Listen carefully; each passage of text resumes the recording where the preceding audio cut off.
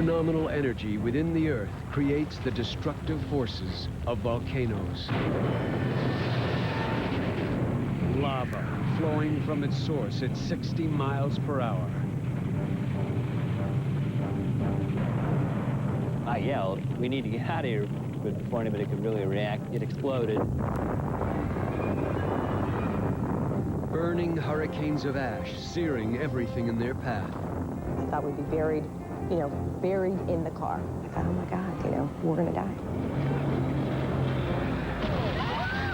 Eruptions that melt glaciers.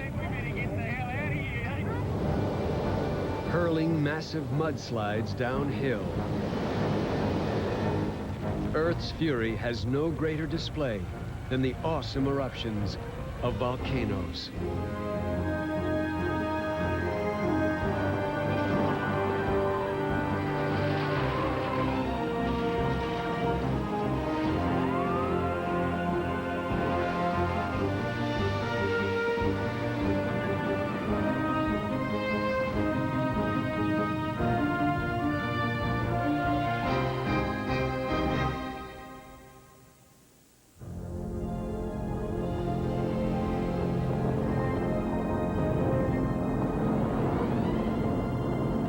Volcanoes are pipelines to the fiery interior of the Earth. Melted rock called magma bursts to the surface as lava, piercing the Earth's mantle like a blowtorch at temperatures that can exceed 2,000 degrees Fahrenheit.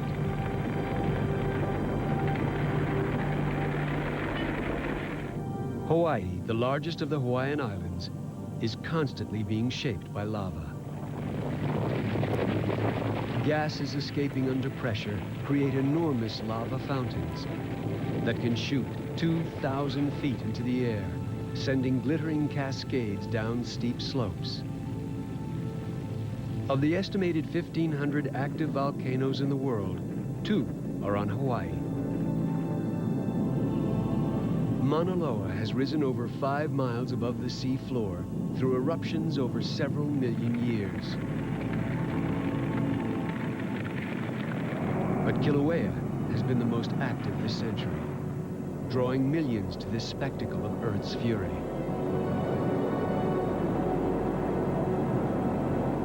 Silent movies let more share the spectacle. This early experiment in color photography captured Kilauea's 1926 eruption, from a 400-foot deep lava lake to massive rifts of fire.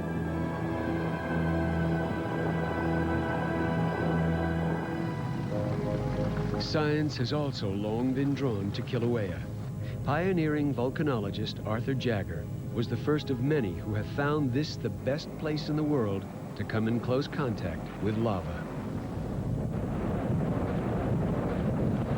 Today, volcanologists like Carl Thornburg still flock to Kilauea.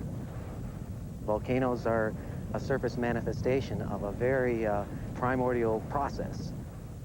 One reason that we study volcanoes is simply because we're curious about how the Earth works and where the Earth fits in the overall scheme of things, our solar system and the universe. Some geophysicists theorize that radioactive elements in the Earth's core keep it in perpetual meltdown.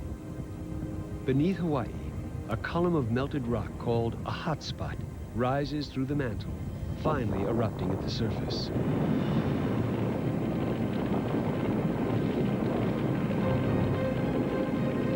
During peak eruptive periods, the research can be hazardous, as these geologists are about to discover. The flow coming from the tube has essentially stopped. Suddenly, the backed-up lava overflows in a giant red-hot wave. We gotta get out of here. Get out of here. Come on. Hey, Bert. The geologists must scramble to safety, because at the lava's source, molten rock can flow downhill at speeds up to 60 miles per hour, creating one of the most spectacular sights on Earth, a Kilauea lava fall.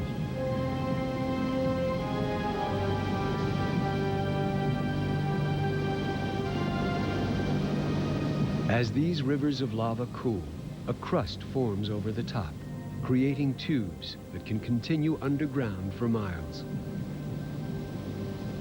Volcanologists keep track of activity in these tubes all over Kilauea.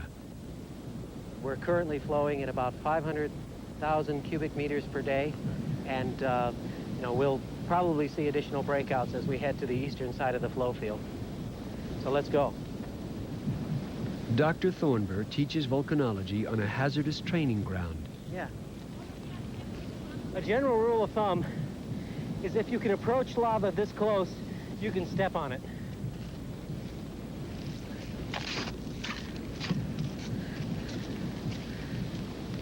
I'll shield my face a bit, and then we grab a good piece and take it here to quench. Sarah? Scientists like Thornburg get closest to lava while taking samples, which they quickly cool. The resulting crystals reveal what the lava's temperature was when collected and its chemical content. Lava on Kilauea contains basalt, which flows smoothly and becomes black when cooled. Close observation helps volcanologists predict what the volcano will do, which becomes critical when lava flows toward human habitation as far as 20 miles downslope from its point of underground origin. By now, it's cooled enough that its speed can be measured on foot. But nothing can stop its destructive force. As long as people have lived here, they've had to cope with lava flows that destroy trails, roads, even entire villages. In 1936, the military bombed a lava river to divert its flow. It didn't work. Newcomers don't understand this unstoppable force, which islanders attribute to the goddess Pele. When the Dressler family moved below Kilauea, they thought they were moving to paradise. We moved to Kalapana in 1980 because it was one of the most gorgeous spots in the world, and of course it was one of the hottest spots for surfing. Actually, it was like 8 surf spots within 2 miles. It didn't really bother me that knowing that the volcano was up there. I mean, the entire island's a volcano. But 6 years after the Dresslers move in, Kilauea has a major eruption.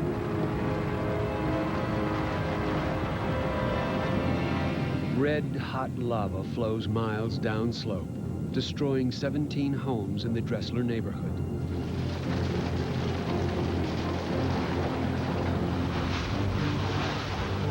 Four years later, another eruption sends lava down Kilauea's flanks toward the Dresslers' home. Lava was continually moving out of the Kupayanaha vent downslope, like water flowing downhill. Lava tends to follow the path of least resistance, and eventually it found its way to Kalapana village. Once you really saw the volume that was coming into Kalapana at that point, you realized that there was nothing that was going to be saved. Firefighters try to prevent lava from consuming buildings by cooling the flow with water. This slows the lava down, but nothing can stop it. For days, the flow edges closer, until the Dresslers are told to evacuate. They must remove whatever possessions they can and gather their children. One day they left to go to school on a Monday morning to find out that they were never going to be back here again, which was a real traumatic situation for a 5- and 8-year-old. As the lava flows into the night, it moves deeper into the heart of the community.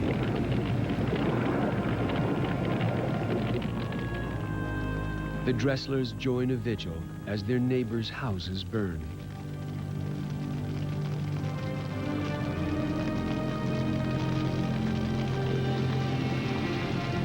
Even though you're seeing your neighbors being totally destroyed, you still have hopes that your dream home's going to be left.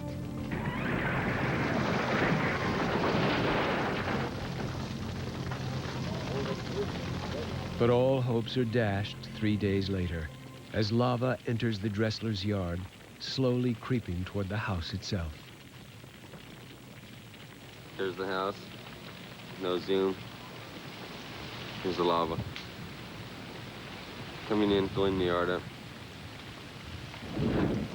There goes the house, right there. Todd and Mary watch their dream go up in flames. All those memories. A lot of good times.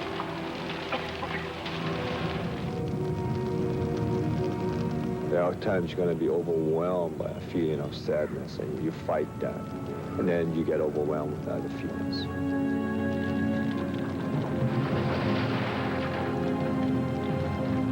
In the end, even the Dresslers' beloved beach is consumed by lava. The people in Kalapana should have had some idea that their properties were at risk. People who live in the shadow of a volcano should certainly be aware of the risks involved in that environment. I often think of people that go, well, wow, why did you live down there, you know? And I look at them and I say, you guys missed it. Because it was the best place on earth you could ever live in, and had some of the best surf on earth that you could ever surf. It was just an all-around the best place you could ever be.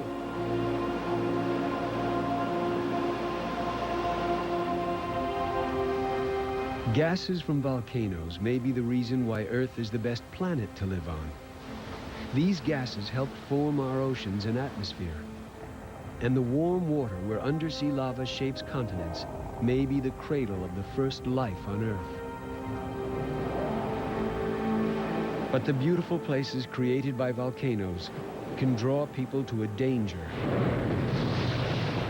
that kills much more quickly than lava.